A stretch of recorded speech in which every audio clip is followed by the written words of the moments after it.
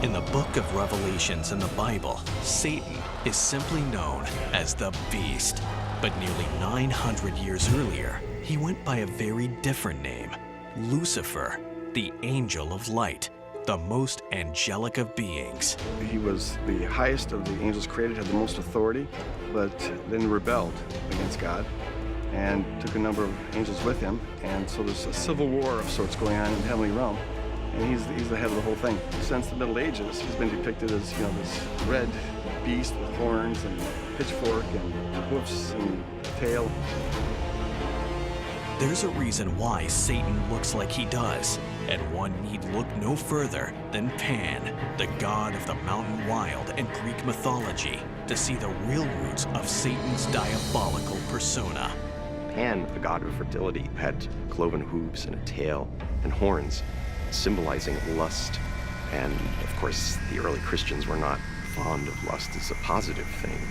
So using these pagan symbols, they evolved into being projected on what would be considered something evil.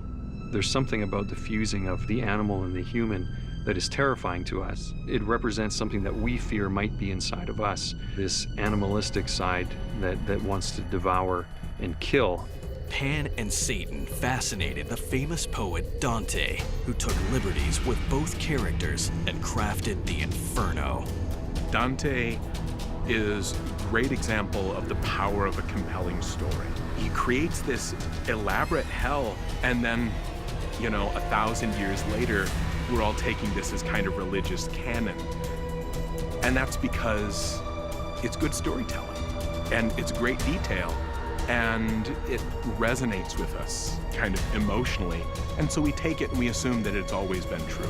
Something that would surprise a lot of Christians, never mind non-Christians, is that the term hell never appears in the Bible. Instead, what biblical translators did was use the term hell as a stand-in for other words, as a catch-all term to describe the bad place people might end up when they die. It seems to me that in some ways, we find the idea of eternal torment to be more comforting than not knowing what might happen, or even worse, the fear that afterward there might be nothing.